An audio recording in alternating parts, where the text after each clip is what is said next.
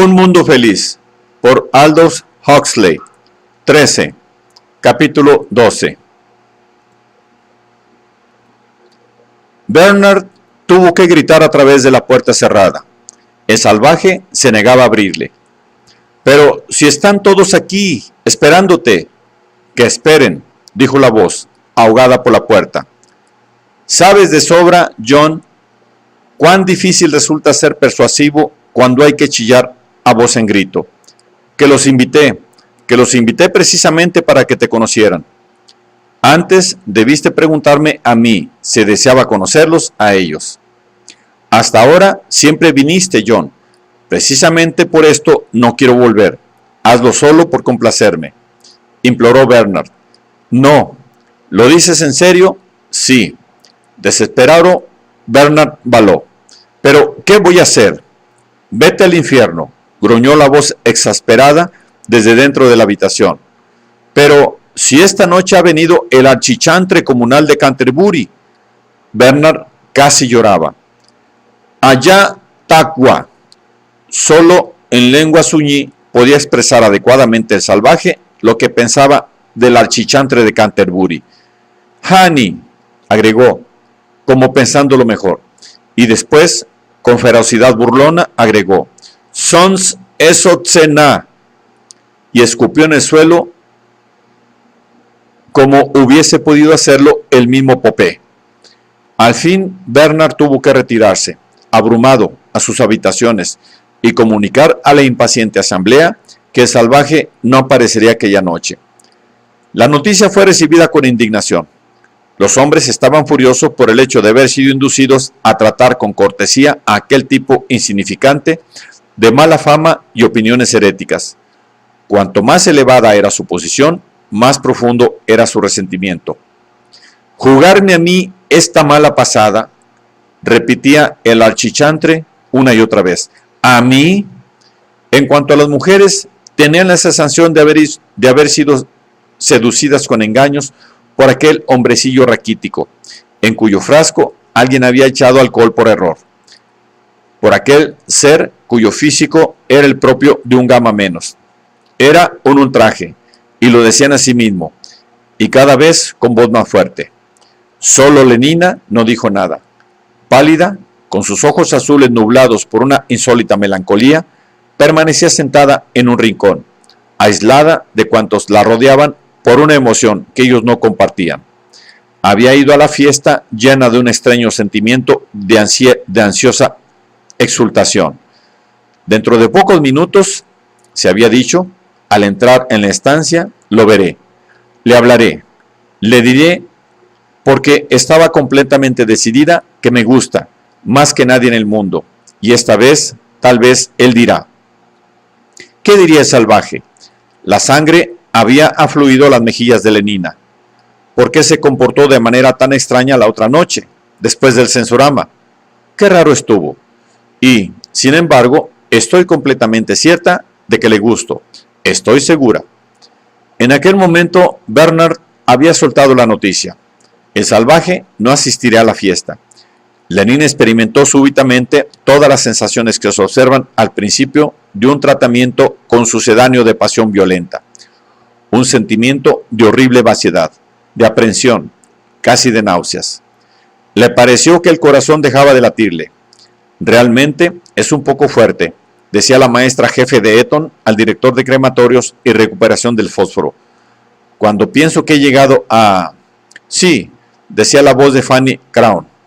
«Lo del alcohol es absolutamente cierto.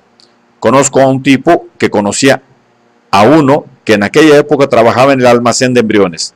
Este se lo dijo a mi amigo y mi amigo me lo dijo a mí. Una pena, decía Henry Foster, compadeciendo al archichantre comunal. Puede que le interese a usted saber que nuestro director estaba a punto de trasladarle a Islandia». Atravesado por todo lo que se decía en su presencia, el hinchado globo de la autoconfianza de Bernard perdía por 1000 heridas.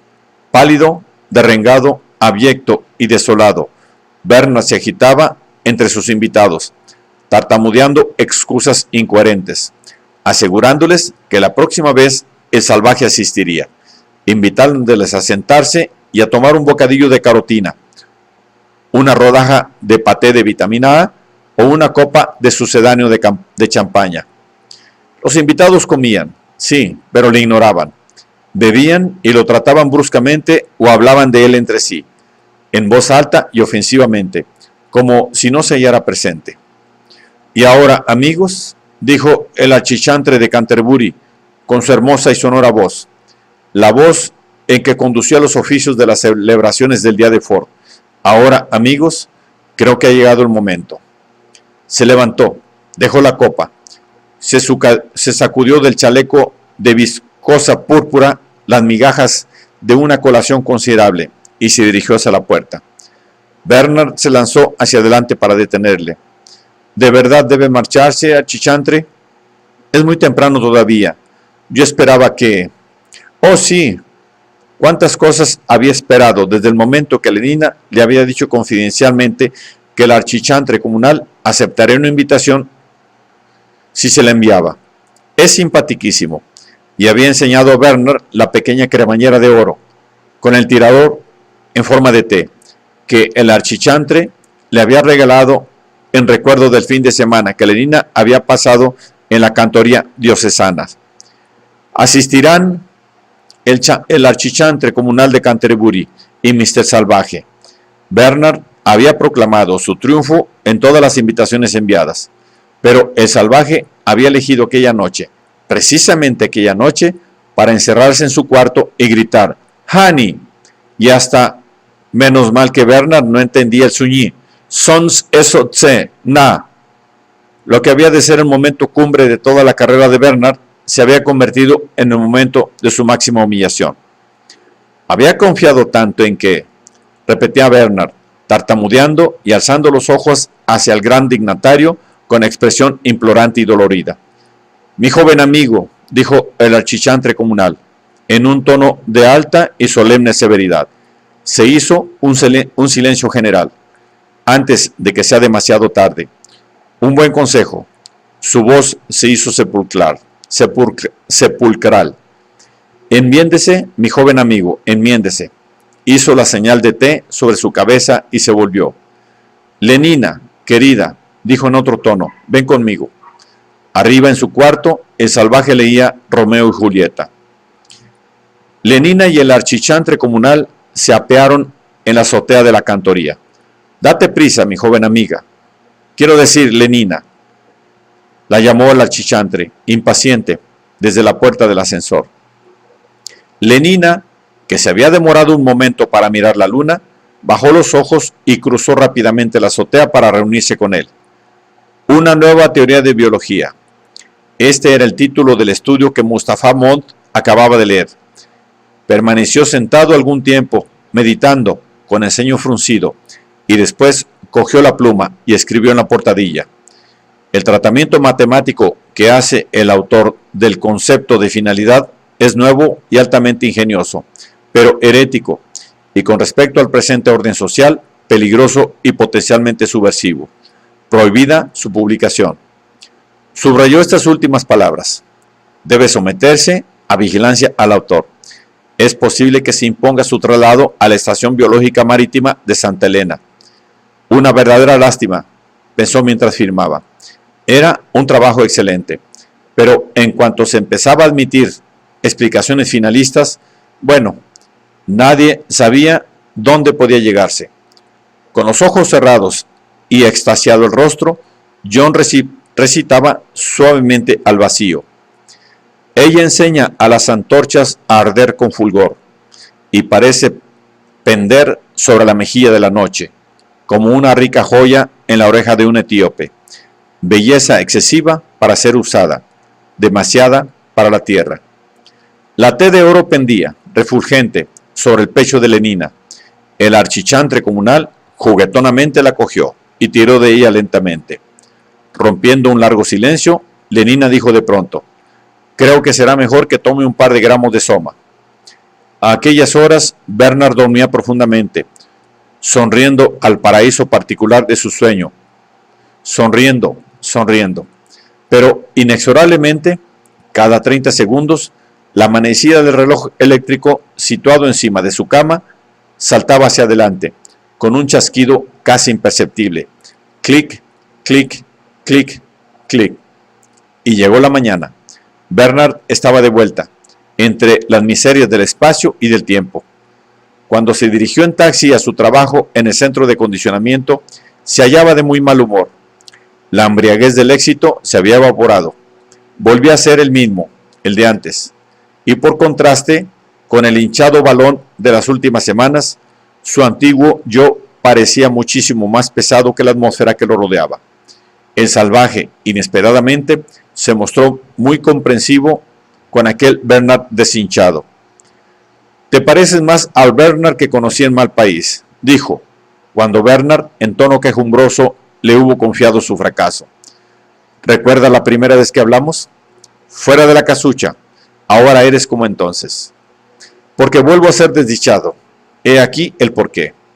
«Bueno, pues yo preferiría ser desdichado antes que gozar de esa felicidad falsa, embustera, que tenéis aquí». «Hombre, me gusta eso», dijo Bernard con amargura, «cuando tú tienes la culpa de todo. Al negarte a asistir a mi fiesta, lograste que todos se revolvieran contra mí». Bernard sabía que lo que decía era absurdo e injusto. Admitía en su interior, y hasta en voz alta, la verdad de todo lo que el salvaje le decía acerca del poco valor de unos amigos que, ante tan leve provocación, podían trocarse en feroces enemigos. Pero a pesar de saber todo eso y de reconocerlo, a pesar del hecho de que el consuelo y el apoyo de su amigo eran ahora su único sostén, Bernard siguió alimentando simultáneamente, con su sincero pesar, un secreto agravio contra el salvaje, y no cesó de meditar un plan de pequeñas venganzas a desarrollar contra él mismo. Alimentar un agravio contra el archichantre comunal hubiese sido inútil, y no habría posibilidad alguna de vengarse del embajador jefe o del presidente ayudante. Como víctima, el salvaje poseía, para Bernard, una gran cualidad por encima de los demás. Era vulnerable, era accesible. Una de las principales funciones de nuestros amigos estriba en sufrir, en formas más suaves y simbólicas, los castigos que querríamos infligir. Y no podemos a nuestros enemigos. El otro amigo, víctima de Bernard, era Helmholtz.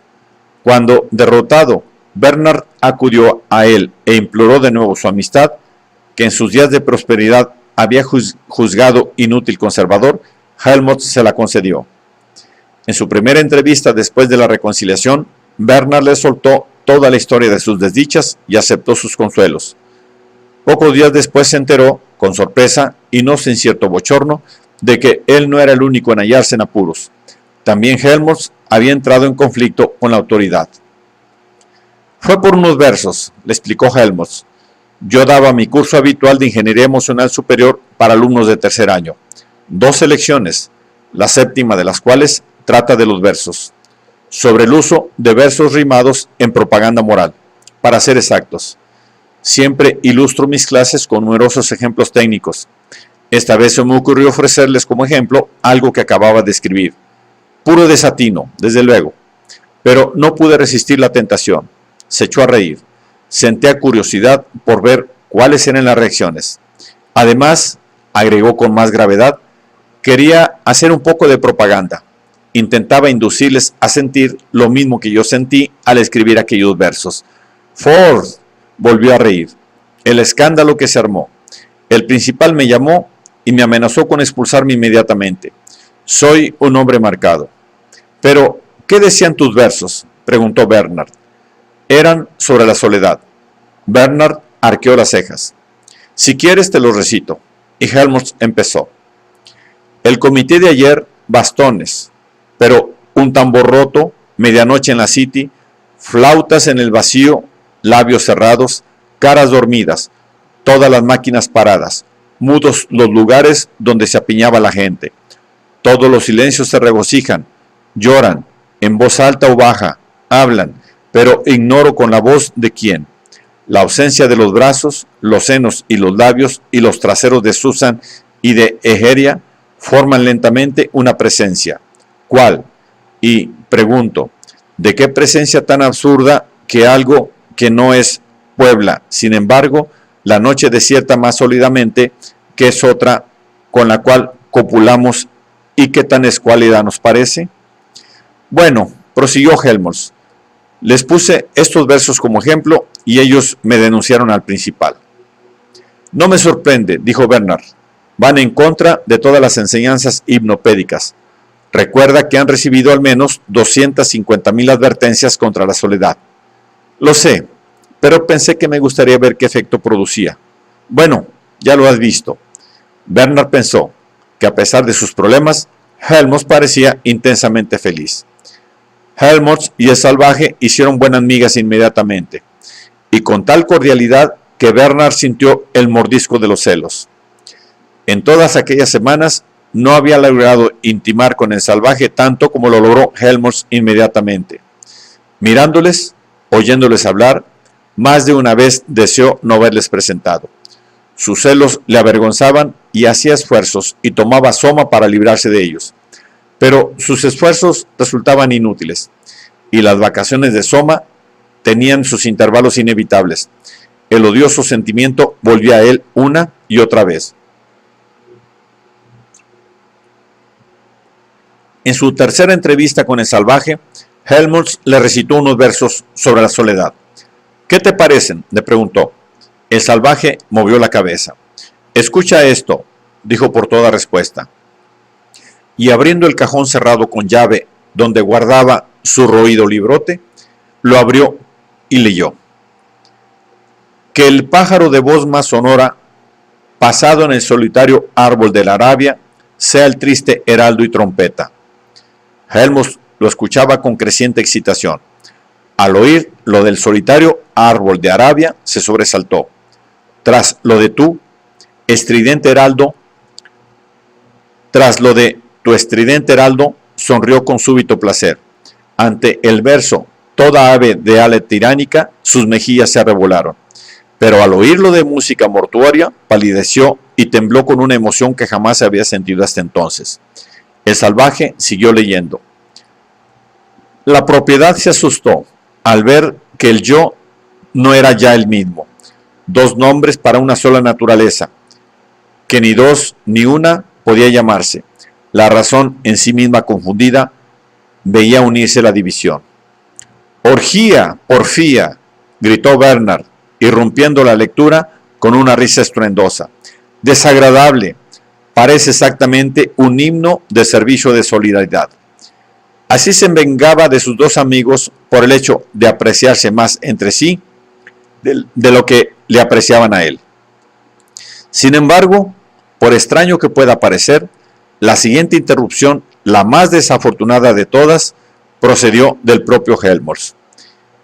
El salvaje leía Romeo y Julieta en voz alta, con pasión intensa y estremecida, porque no cesaba de verse a sí mismo como Romeo y a Lenina en el lugar de Julieta. Helmholtz había escuchado con interés y asombro la escena del primer encuentro de los dos amantes.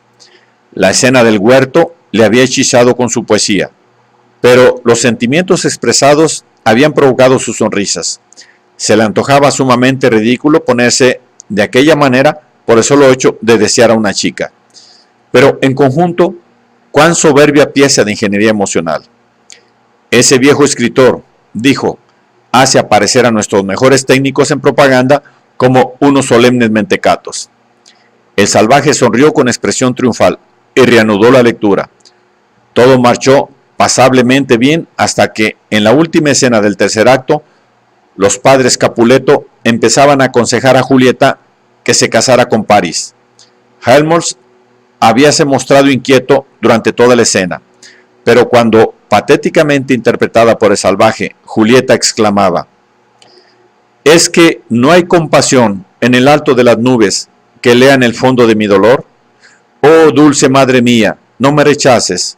Aplaza esta boda por un mes, por una semana, o si no quieres, prepara el hecho de bodas en el triste mausoleo donde yace Tibaldo. Cuando Julieta dijo esto, Helmholtz soltó una explosión de risa irreprimible. Una madre y un padre, grotesca obscenidad, obligando a su hija a unirse con quien ella no quería. ¿Y por qué aquella imbécil no le decía que ya estaba unida con otro a quien, por el momento, al menos prefería? En su indecente absurdo, la situación resultaba irresistiblemente cómica. Helmholtz, con un esfuerzo heroico, había logrado hasta entonces dominar la presión ascendente de su hilaridad, pero la expresión dulce madre, pronunciada en el tembloroso tono de angustia del salvaje, y la referencia al Tibaldo muerto, pero evidentemente no incinerado y desperdiciando su fósforo en un triste mausoleo, fue demasiado para él. Rió y siguió riendo hasta que las lágrimas rodaron por sus mejillas. Rió interminablemente mientras el salvaje, pálido y ultrajado, le miraba por encima del libro hasta que, viendo que las carcajadas proseguían, lo cerró indignado. Se levantó y con el gesto de quien aparta una perla de la presencia de un cerdo, lo encerró con llave en su cajón. Y sin embargo, dijo Helmholtz cuando, habiendo recobrado el aliento suficiente para presentar excusas, logró que el salvaje escuchara sus explicaciones. Sé perfectamente que uno necesita situaciones ridículas y locas como esta. No se puede escribir realmente bien acerca de nada más. ¿Por qué ese viejo escritor resulta un técnico en propaganda tan maravilloso? Porque tenía santísimas cosas locas, extremadas, acerca de las cuales excitarse. Uno debe poder sentirse herido y trastornado. De lo contrario, no puede pensar frases realmente buenas, penetrantes como los rayos X. Pero, padres y madres, movió la cabeza. No podías esperar que pusiera cara seria ante los padres y las madres. ¿Y quién va a apasionarse por si un muchacho consigue a una chica o no la consigue? El salvaje dio un respingo, pero Helmholtz, que miraba pensativamente el suelo, no se dio cuenta. No, concluyó, no me sirve. Necesitamos otra clase de locura y de violencia. ¿Pero qué? ¿Qué? ¿Dónde puedo encontrarla? Permaneció silencioso un momento y después, moviendo la cabeza, dijo, por fin, no lo sé, no lo sé.